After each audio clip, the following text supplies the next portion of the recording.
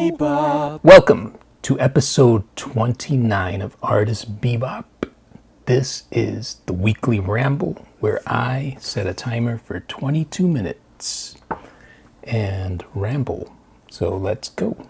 Timer is on. It's on.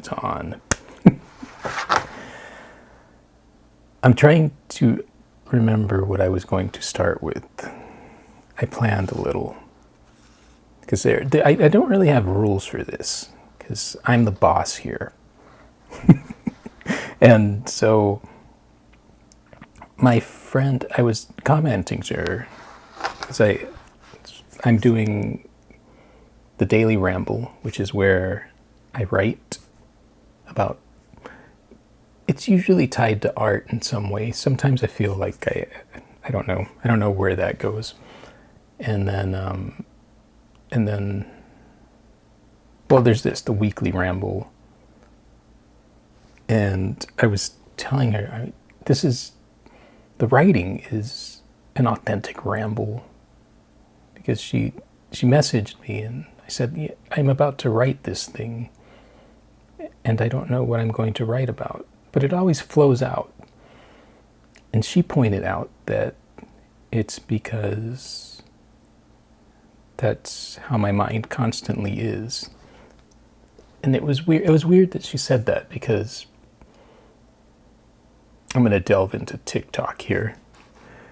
But okay, so when I first discovered TikTok, I thought it was so weird. This is the longest fart joke I've ever experienced. It was weird, because I was just getting, the algorithm did not know me. And so I was getting the strangest videos. But then I got into it, and all of social media does this, where they pick up on your likes and dislikes and they feed it to you. TikTok is the most salient form of that. And so now my TikTok feeds me things that I'm interested in. And part of that has been ADHD things. So she told me that. And there goes my ADHD storytelling. She told me that, and I had just watched a video where somebody had replicated what it's like to have ADHD. So it's the phone camera moving around the room, and then there's these voices. And it was chilling, because it was so accurate to what I experience. And it was weird to think that not everybody sees the world that way. It explains so much. I love that about social media. Well, let me clarify what I'm saying there. I hear so much kvetching about, algorithms and all that. It works for me because, like I said, I'm seeing content that I actually want. For the most part, some prank stuff filters in there, and then they don't know how to fine tune what I like, because I like some of the prank stuff, but some of it's just mean. And I don't like mean. But yeah, so the video and my friend saying that it's how I experience the world. It's true. There's dozens of conversations trying to happen at the same time. And so rambling, like, I really thought this 22-minute thing would be more of a challenge. And I was just thinking about it. I remember I judged a speech tournament, and I had never done speech or any of that. I was in college, I think. It's like a side gig. And so they had extemporaneous speech where the person had to speak for 5 minutes. And looking back, I was thinking I should have done speech. I could have cut it. I don't know. I am much more seasoned now. But that goes back to that theatrical thing. I loved theater when I did plays and all that. I got that rush that I chase in creativity in all aspects. That's been the interesting thing about writing, is because I do have to say something, I'm digging in a lot to my experience of creativity, which I feel is connecting with others, which is the point of a lot of this, is to make those connections. The point of art, to express and to engage. But also,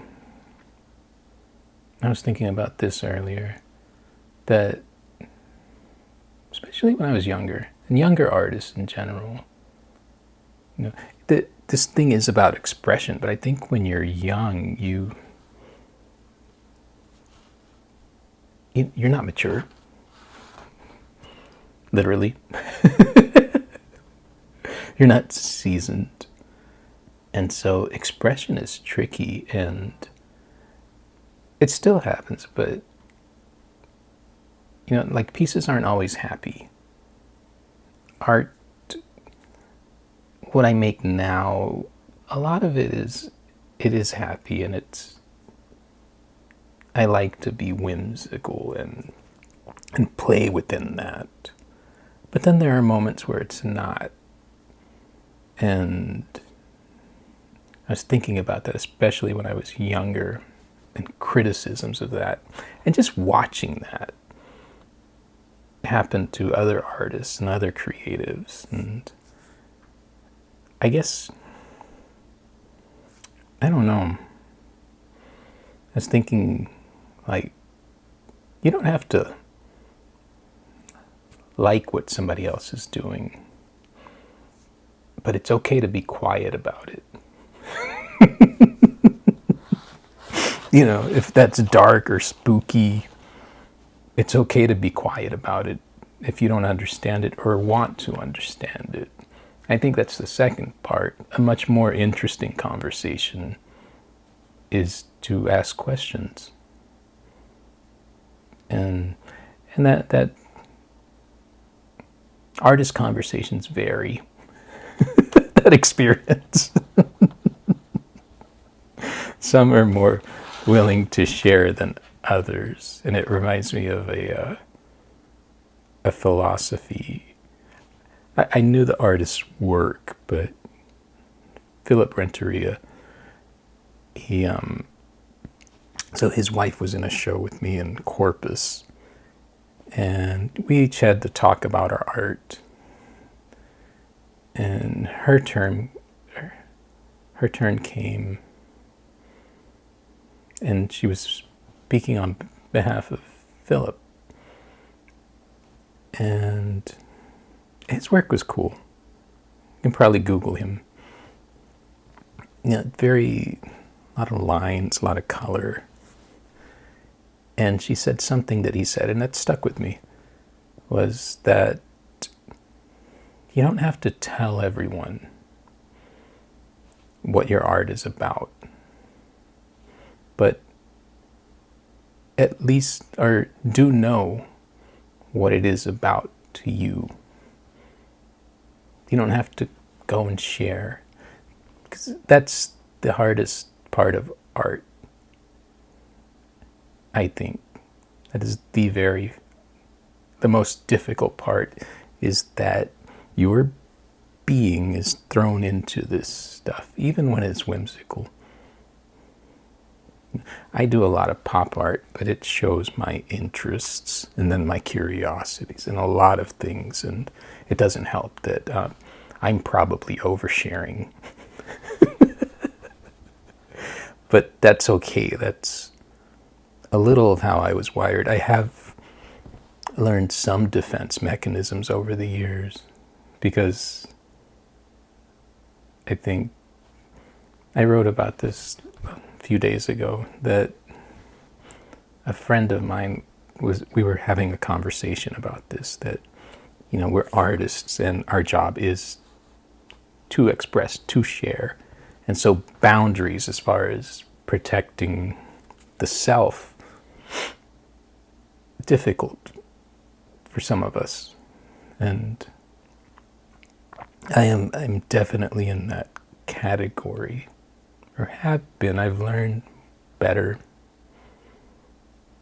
I've also learned to not think I'm too wise. I could do it again. I don't know. But that is the scariest thing about making things, and then you put it out. And I think my solution is to constantly put out stuff. And I feel, I don't know, that there's a power to that, in the sense that I'm always working at it. I'm always trying to elevate this thing. Even all of this, even the speaking, trying to elevate my speaking, trying to just improve. It's very Aristotle. Yeah, Aristotle. So here, we'll go back to philosophy class.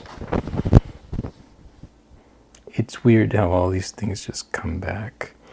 But so, Aristotle, the example of the archer hitting the target. And they have to practice and practice and practice until they get it as gelled and as strong and to the best of their ability. Everything else, it's no different. Creativity definitely falls in that, whatever medium you're using. Painting, and that's very cool. Like lately, especially, I feel very fluid in the studio, and it is that 10,000 hours of work that,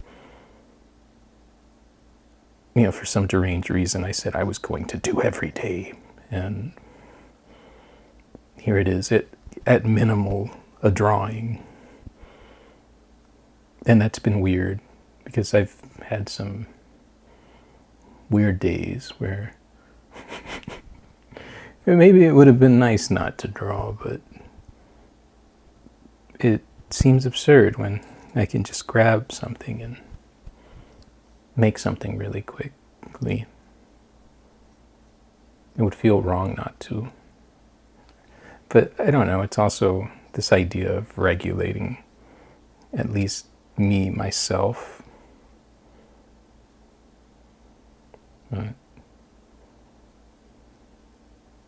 That was a strange sequence of events.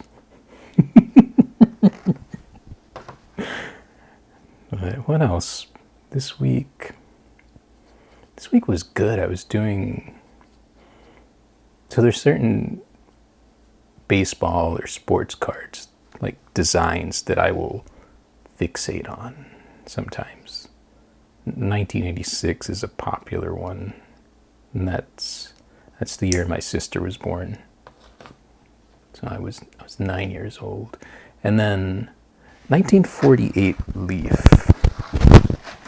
I just like the way it looks, just classic, simple layout. And so I've done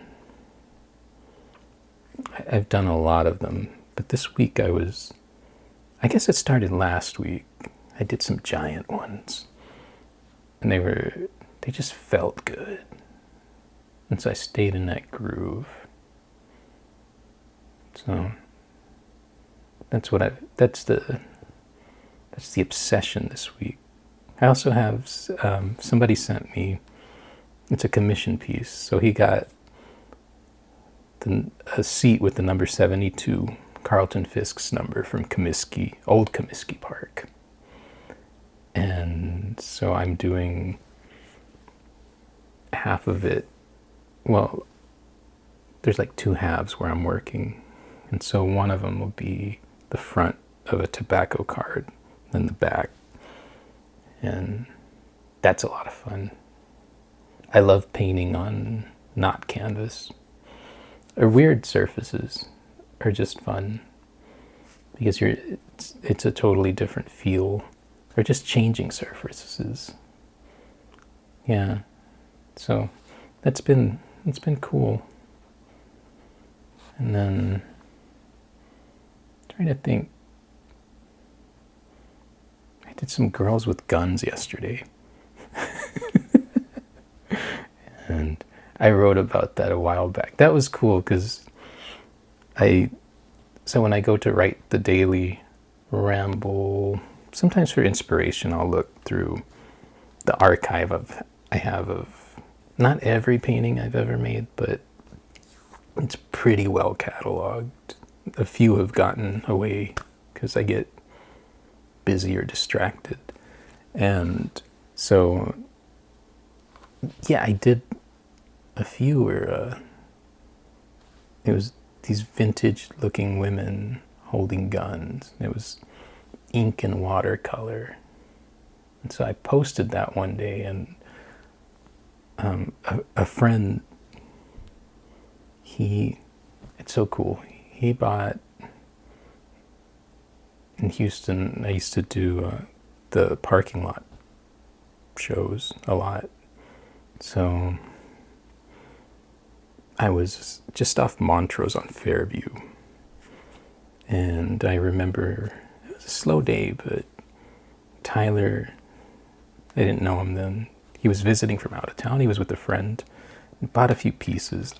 Him and his friend asked me if there was any other art stuff going on. So I pointed them to stuff that was indoors.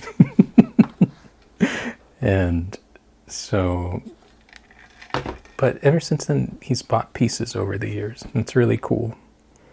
And he's moved around the country. But so he saw the girls with guns and asked me to do a set for him. And I remember that I made a bunch, and then I picked 6 for him. And so I had a few left over, and I went back because I loved them. And they're, especially watercolor is so, I guess, dreamy.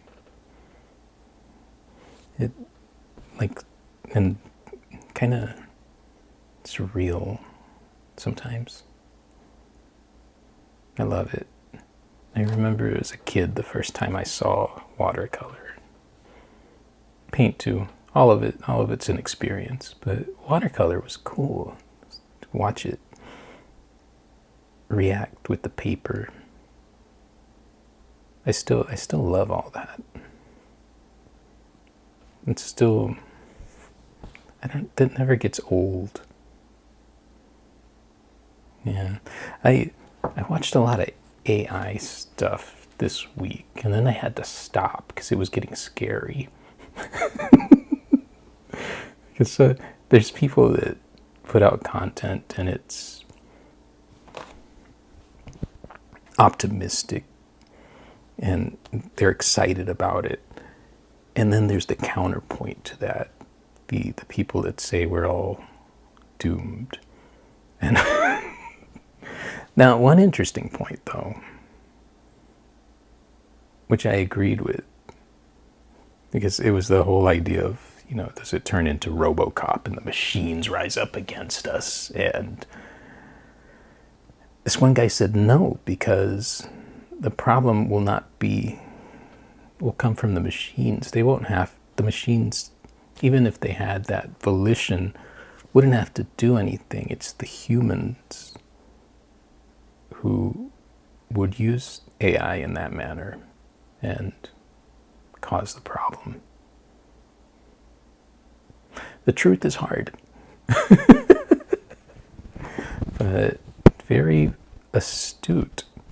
But yeah, all of that talk, I was realizing, like, man, I'm like getting down.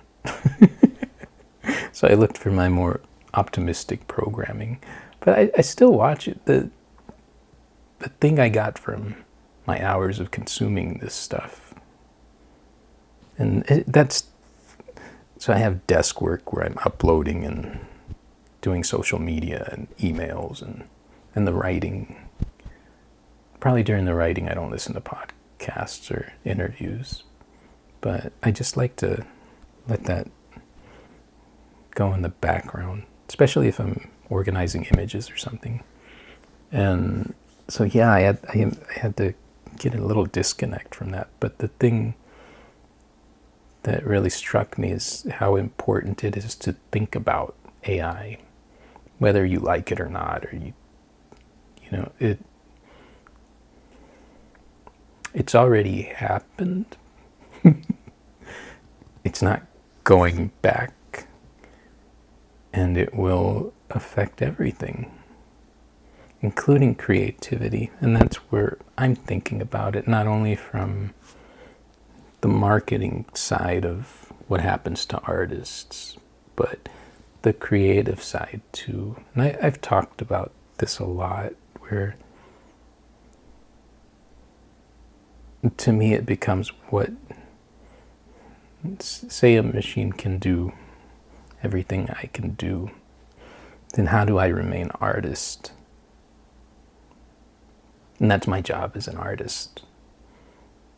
And even if that were the case, I'm pretty excited to figure that out. It's part of the evolution. I've seen several evolutions in my my career, and what's a few more? Well, there we go. Bang, bang, boom. Oh man. Well, that was it. We did it. It's late. I need to get into the studio, and I've got a few commissions I need to work on. But thank you. I don't have too much post ramble today, I guess. It was a long, tiring day, but I've got some iced tea, and I've got a studio full of paint. So there you go. That's what I got. So I will see you next time. Welcome to my world, El Santos world. Bebop.